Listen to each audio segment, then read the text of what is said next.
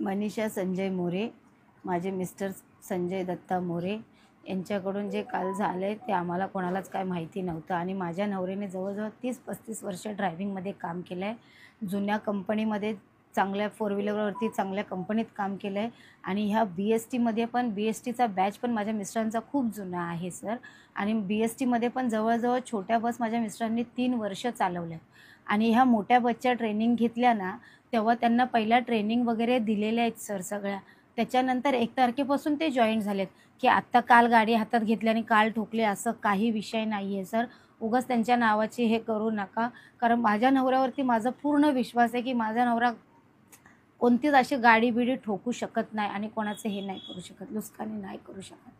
पण ज्यांचं पण झालंय त्यांच्याशी मी माफी मागते, की असं नव्हतं व्हायला, पण त्याच्यामध्ये कोण मुद्दाम नाही करू शकत सर।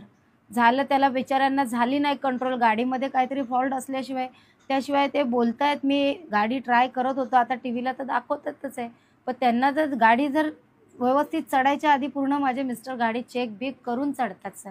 सगळ्या त्यांच्या वहीमध्ये तिथं लिहिलेलं असतं, काय प्रॉब्लेम असेल, फोटो काढलेला असतो, की बाबा काय गाडीमध्ये फुटलंय, तुटलंय सगळं काय ते पहिला फोटो काढून घेतात। त्याच्यानंतरच गाडीला आणि एक राउंड झाला होता ना सर, दुपारची सीप आहे माझ्या मिस्टरांची आणि त्याच्यानंतर लास्टच्या राउंडला असं झाल्यामुळं मग त्या गाडीमध्ये काहीतरी असू शकतं।